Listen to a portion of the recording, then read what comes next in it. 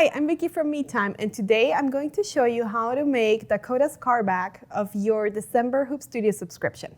If you're new to Me Time, we deliver full embroidery experience right to your door. So this month I'm really excited because you're gonna make this very cute bag with this coordinating tissue pouch. This bag is great for your car because it has, you can hang it in the back here. But also I love it because of the iron-on vinyl that it has inside for the lining. You can use it as a trash bag. If you don't want to use it as a trash bag though, there are so many different options that you can use it for. For example, a thread catcher in your sewing room, or you can just put books in there and attach it to a stroller. There are so many different options, and it also has a very cute design on the front and this beautiful fabric. And then we have also our tissue pouch that I love just carrying with me everywhere I go. So let's go and stitch together, yeah? So let's take a look at what you get in your box. Here's an image that shows this month's kit contents. You can see the pretty periwinkle envelope your kit will come in, the detailed instruction book, the fabrics by Poppy Cotton and Art Gallery, the webbing strap, the embroidery leather, the vinyl, the wash-away topping, and the gold buckle.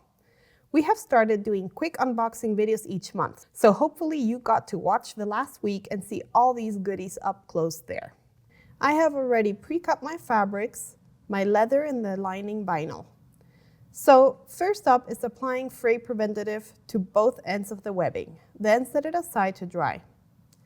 Now, hoop the Kimberbell Sticky Back Wash Away Stabilizer with the glossy paper side up. Next, score the stabilizer around the inside edge of the hoop. You can use the seam ripper, scissors, or pin for this. Once it's scored all the way around, peel the paper from the scored section to expose the adhesive. All right, now that our stabilizer is hooped, let's talk about this month's fresh technique, floating a project using centering crosshairs. A lot of the times when we talk about floating, it's using a blank like a tea towel or an apron, but in this case, we're floating embroidery leather.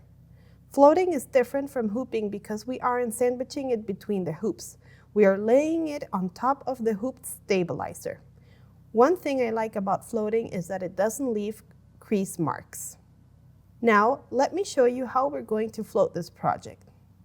After loading your centering crosshairs into the machine, stitch them in a visible color directly onto the stabilizer. Turn the leather over so the back side is up. Measure 6 inches from the short end of the leather in a couple places. I am measuring up from the bottom so it looks like the instructions. Draw a straight line using a water-soluble pen or chalk like this. The instructions call this line A. Now for instruction step 8, using a ruler, find the midpoint of line A. For me, this is about 4 3/4 inches.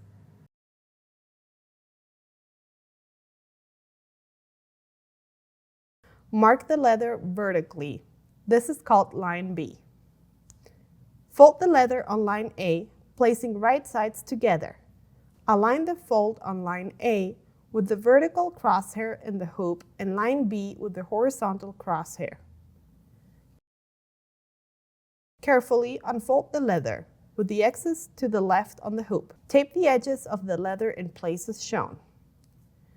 To double check that everything is lined up correctly, flip the hoop to the back and make sure the lines you drew are lining up with the crosshairs. If not, try again. Next up is part 2, stitching the Grow As You Go embroidery design. After you load the embroidery file, place the wash-away topping in the center of the hoop and tape it in place. The topping will help so your stitches don't sink into the leather. Steps 3 through 13 on part 2 is stitching this cute floral design. So instead of going through each step, I'm going to get this stitched out and skip to step 14. Watch all the thread changes and you are good to go. Okay, I am back. I have finished stitching the entire embroidery design, and I also removed the project from the hoop. I also removed the wash-away topping and already rinsed off the stabilizer so it's dry for part 3. All right, now it's time to move on to part 3, sewing and assembling the bag. First, peel the protective paper from the back lining vinyl. Don't throw away the paper, we're going to use this in a second. Set the back lining fabric right side up on the workspace. Then place the back lining vinyl sticky side down into the right side of the back lining fabric and smooth it carefully into place. Place the protective paper shiny side down on top of the back lining vinyl.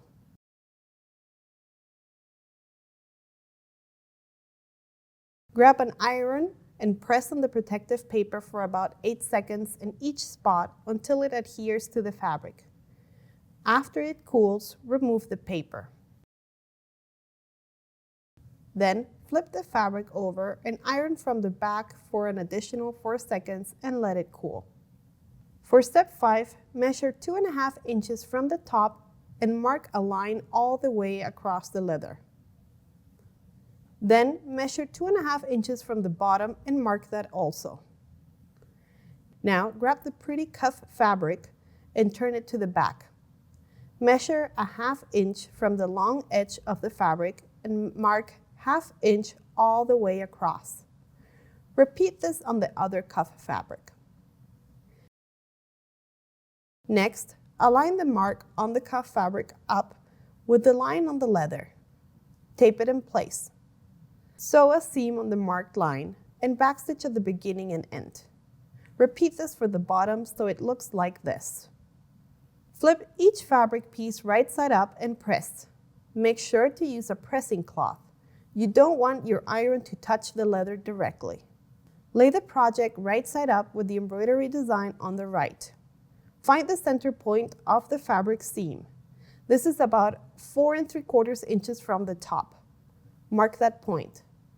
Then mark a point about 1/2 inch to the left of that point. From here, draw a line 1/2 inch up from that point and 1/2 inch down from that point. You will end up with a 1 inch long line that is centered 1/2 inch to the left of the seam. For step 12, we're starting to thread the webbing strap through the buckle. Hold the latter buckle right side up with the curved part at the top. Thread the webbing up from the bottom over the middle rung and back down. Now, pull the top end of the webbing so there is 4 inches from the top edge of the webbing to the top rung of the buckle. Fold the short end of the webbing over the middle rung. Hold the short end in place. Then, fold the long end of the webbing up so that the short end of the webbing is inside the fold like this. Clip all 3 layers of webbing together. And this is the strap. Place the strap with the buckle turned right side down. Align the edge of the folded layers up with the 1 inch mark you made on step 11. Tape the folded layers in place. On your sewing machine, match the thread color to the webbing color and stitch a box stitch through all the layers. Fold up the webbing and clip it to keep it out of the way because now it's time to sew the back together. Fold the project in half, right sides together. Make sure to line up the seams and sides the best way you can. Then clip it all in place. Sew the side seams on the leather and fabric cuff with a 1/2 inch seam allowance. Backstitch at the beginning and end of stitching. Clip the corners at an angle about 1 inch on each side to reduce bulk. Carefully, not to cut the stitches while you're trimming. Also, don't turn the back inside out yet. Fold the back lining in half widthwise with the vinyl sides together. Then clip the sides in place.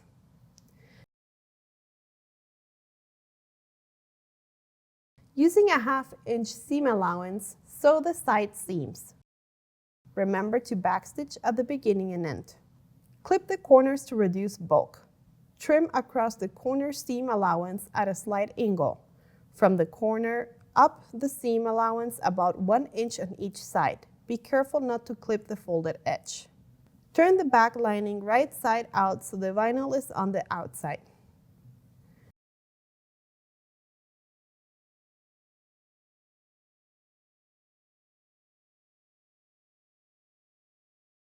Place the back lining inside the leather bag with right sides together.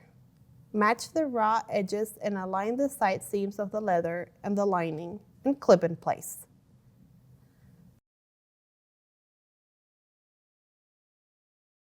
Sew around the top inch of the bag with 1/2 inch seam allowance. Leave a 5-inch opening so you can turn your project. Make sure your webbing is still out of the way so you don't sew over it. Turn the bag right side out through the opening.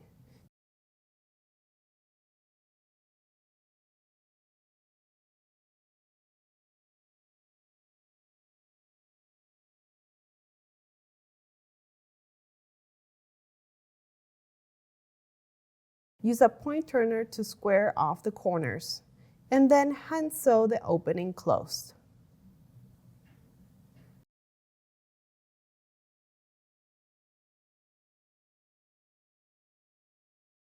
Push the back lining into the leather bag until the corners match up. Part of the back cuff will be inside the bag. It's supposed to be like that. You may need to use your point turner again to square the corners. Top stitch 1/8 of an inch above the initial tack down seam through all the layers, all the way around the back. Once again, make sure the webbing is still out of the way so you don't sew over it. Hold the ladder buckle with the tab at the top and the right side facing up.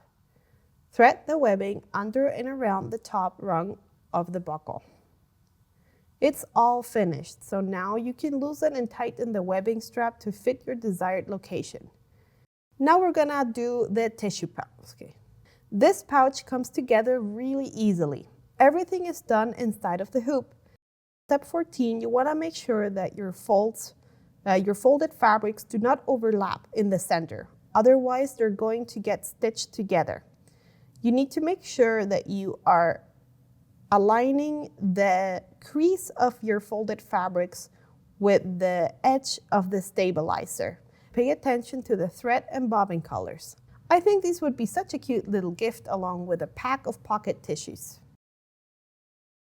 Now I have finished my car bag and also my tissue pouch, and they look so good together.